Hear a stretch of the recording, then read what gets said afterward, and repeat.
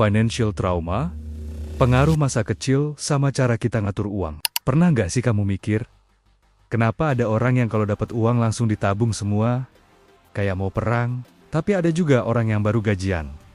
5 menit kemudian, saldo udah tinggal 12.000. Jawabannya seringkali bukan karena boros atau pelit, tapi trauma finansial dari masa kecil. Apa itu financial trauma? Financial trauma itu bukan cuma soal pernah miskin, lebih dalam dari itu. Ini tentang pengalaman masa kecil yang bikin otak kamu selalu waspada, seolah ada alarm bahaya. Setiap kali kamu mikir soal uang, mungkin kamu pernah lihat orang tua kamu berantem gara-gara duit. Mungkin kamu tumbuh dalam rumah yang selalu kekurangan, di mana setiap hari rasanya harus milih kebutuhan mana yang bisa ditunda lagi. Atau mungkin kamu dibesarkan dengan aturan keras. Jangan boros, jangan beli apa-apa. Sampai kamu lupa rasanya menikmati hidup tanpa rasa bersalah. Yang sering orang gak sadari adalah semua pengalaman itu nempel, melekat, dan pelan-pelan ikut membentuk cara kamu ngatur uang saat kamu dewasa. Kadang kamu hemat, bukan karena pelit, tapi karena takut.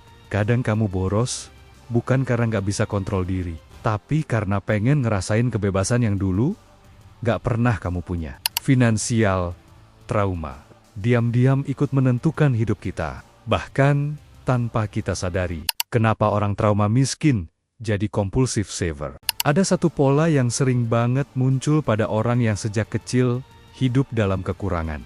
Mereka tumbuh menjadi compulsive saver, orang yang menabung bukan sekedar disiplin, tapi menabung dengan rasa takut. Buat mereka, uang bukan cuma angka di rekening, uang itu kayak sabuk pengaman. Kalau hilang sedikit, rasanya kayak jatuh bebas tanpa pegangan. Ini biasanya dimulai dari masa kecil. Waktu mereka lihat orang tua bingung, bayar tagihan. Waktu mereka belajar kalau salah sedikit aja, keuangan rumah bisa kacau. Atau waktu setiap jajan kecil harus dipikir ratusan kali, karena takut membebani keluarga. Semua itu tanam satu pesan di dalam kepala. Keamanan itu langka. Dan kalau kamu nggak jaga keras-keras, kamu bisa kehilangannya kapan saja. Makanya, ketika mereka dewasa, mereka jadi tipe yang nggak pernah benar-benar merasa aman. Sudah punya tabungan, cemas, sudah punya dana darurat, masih takut. Beli sesuatu, kepikiran 3 hari. Makan enak, merasa salah. Mereka sering dibilang pelit, padahal kenyataannya mereka sedang berusaha bertahan. Karena di dalam diri mereka, ada versi kecil dari diri mereka sendiri. Anak kecil yang dulu terbiasa hidup dalam ketidakpastian. Anak kecil yang belajar bahwa kalau kamu boros sedikit aja, kamu bisa kembali ke masa paling gelap dalam hidupmu. Itu sebabnya, compulsive saver bukan sekedar rajin nabung. Ini mekanisme bertahan hidup. Cara otak memastikan kamu nggak balik lagi ke masa ketika kamu merasa nggak punya kontrol atas hidup kamu. Tapi yang banyak orang lupa adalah, kondisi sekarang berbeda. Kamu bukan lagi anak kecil yang hidup dalam ketakutan. Kamu sudah dewasa, punya pilihan, dan punya kendali. Tapi, otak kamu masih memakai sistem keamanan lama. Sistem yang dulunya melindungi kamu. Tapi sekarang, kadang justru menahan kamu untuk menikmati hidup. Compulsive saving bisa membuat kamu aman, tapi kalau berlebihan, dia juga bisa bikin kamu lupa satu hal penting, bahwa uang bukan cuma untuk disimpan, tapi juga untuk dipakai hidup. Kenapa orang yang tumbuh pas-pasan jadi impulsive spender? Ada juga luka finansial yang bentuknya kebalikan. Bukan takut kehilangan uang, tapi takut nggak pernah bisa menikmatinya. Ini sering terjadi pada orang yang tumbuh pas-pasan. Bukan miskin ekstrim, tapi selalu kurang.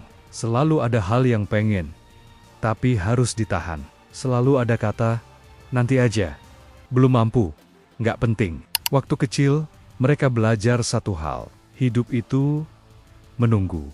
Menunggu punya uang, menunggu keadaan membaik, menunggu giliran bahagia. Masalahnya, rasa menunggu itu nggak pernah benar-benar hilang. Begitu mereka dewasa dan pegang uang sendiri, otak mereka seperti teriak, sekarang, nikmati sekarang. Karena dulu, kesempatan itu nggak pernah datang. Makanya, muncul pola impulsive spending. Belanja bukan karena butuh, tapi karena ingin merasakan sesuatu yang dulu hilang. Rasa bebas, rasa cukup, rasa akhirnya boleh. Setiap beli barang, ada euforia singkat, ada perasaan, aku berhasil, aku layak. Tapi euforia itu cepat hilang, dan yang tersisa kosong. Kadang disusul rasa bersalah. Ini bukan soal kurang disiplin, ini soal overcorrection, usaha bawah sadar untuk membayar hutang emosional masa kecil. Ironisnya, semakin mereka belanja untuk menutup rasa kurang, semakin mereka takut kembali ke kondisi dulu. Dan siklus itu berulang. Beli untuk merasa aman, lalu cemas karena uang berkurang, lalu beli lagi untuk menenangkan diri. Impulsive spender bukan orang yang lemah, mereka cuma orang yang terlalu lama hidup tanpa pilihan. Dan sekarang, ketika pilihan itu ada, mereka ingin mengambil semuanya sekaligus. Tapi sama seperti compulsive saving, pola ini juga bukan tentang uang semata. Ini tentang luka yang belum sembuh. Karena kalau luka itu nggak disadari, uang akan terus dipakai sebagai obat sementara. Padahal yang sebenarnya dibutuhkan adalah penyembuhan. Akar psikologi uang. Manuskrip, semua pola ini. Terlalu hemat, terlalu boros, takut uang, atau mengejar uang mati-matian. Sebenarnya punya satu akar yang sama. Psikolog menyebutnya manuskrip. Ini adalah cerita tentang uang yang kita tulis di kepala kita sejak kecil. Bukan lewat kata-kata, tapi lewat pengalaman. Setiap kali kamu lihat orang tua stres karena duit, setiap kali kamu dengar kalimat seperti, uang itu susah, kita nggak mampu, atau jangan macam-macam, kalau soal duit, otak kamu merekamnya, dan tanpa sadar, kamu tumbuh dengan keyakinan tertentu. Ada orang yang percaya bahwa uang itu berbahaya. Mereka menjauh dari uang, takut salah langkah, takut konflik. Ada yang percaya uang adalah segalanya, bahwa kalau punya cukup uang, akhirnya mereka akan aman, dihargai, dan bahagia. Ada juga yang menilai diri mereka dari apa yang bisa dibeli. Harga diri naik turun sesuai isi dompet. Dan ada yang selalu waspada, super hati-hati, anti risiko. Karena bagi mereka, kehilangan uang berarti kehilangan kendali. Masalahnya, manuskrip ini berjalan otomatis, seperti autopilot. Kamu merasa itu keputusan rasional. Padahal seringkali, itu reaksi emosional dari masa lalu. Itulah kenapa, dua orang dengan gaji yang sama, bisa punya hubungan dengan uang yang sangat berbeda. Bukan karena IQ, bukan karena pendidikan, tapi karena cerita lama yang masih mereka percaya. Dan sampai cerita itu disadari, uang akan terus jadi sumber stres. Bukan alat untuk hidup yang lebih baik. Healing financial trauma. Titik baliknya selalu dimulai dari satu hal sederhana. Kesadaran. Bukan sadar bahwa kamu salah, tapi sadar bahwa pola kamu terbentuk, bukan muncul begitu saja. Kalau kamu terlalu hemat, itu bukan karena kamu pelit, itu karena dulu kamu harus bertahan. Kalau kamu impulsif, itu bukan karena kamu lemah, itu karena dulu kamu terlalu sering menahan diri. Dan saat kamu sadar itu, sesuatu mulai berubah. Kamu berhenti melawan diri sendiri, dan mulai memahami diri sendiri. Healing finansial bukan soal tiba-tiba jadi jago ngatur uang, bukan soal grafik, rumus, atau strategi canggih, tapi soal mengganti sistem lama yang sudah tidak relevan. Mulainya pelan-pelan, belajar, bilang, sekarang aku aman, sekarang aku punya pilihan, sekarang uang bukan ancaman. Kalau kamu terlalu hemat, belajar memberi izin ke diri sendiri untuk menikmati hidup tanpa rasa bersalah. Kalau kamu terlalu boros, belajar menunda, bukan sebagai hukuman, tapi sebagai bentuk kepedulian ke masa depanmu.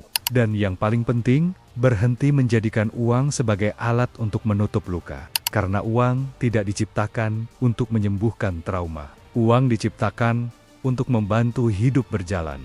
Saat kamu mulai mengubah hubunganmu dengan uang, yang berubah bukan cuma saldo, tapi cara kamu melihat dirimu sendiri. Kamu tidak lagi dikendalikan oleh masa lalu. kamu menggunakannya sebagai pelajaran. Itulah epic comeback yang sesungguhnya. Bukan tentang jadi kaya, tapi tentang jadi bebas.